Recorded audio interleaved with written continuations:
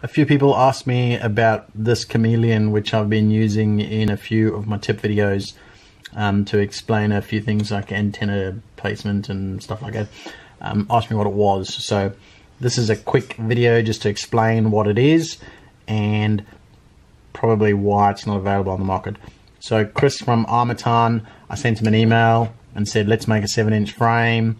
And he said, nah, but I'll make you one if you want one. So he cut me up 2 of these 7-inch Chameleons. So I've got this one in a backup as a test so that I could fly at long range and see how it goes.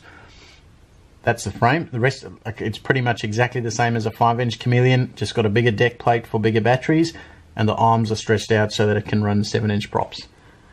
Underneath, what I'm running on it, underneath the ESC shrink is KISS 24s. Motor wise, I'm using the TBS Endurance motors.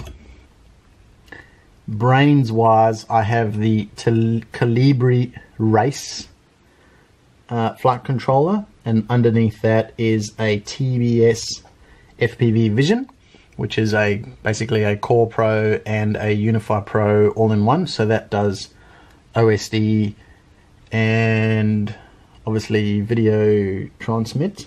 I'm then using a Crossfire receiver for my receive. Currently just wired up with 3 wires for S-Bus, but I'll look at changing that to the Crossfire protocol as soon as I figure out where I can put the RX. Obviously that's the antenna for it, and I'm just using a normal Triumph antenna. So no videos from it yet.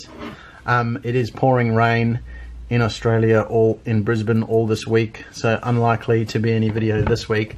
I will, however, be taking it out very shortly, as soon as the rain clears, and giving it a good wrap around and seeing how it goes. So keep an eye on this space. I don't think it's going to be available commercially.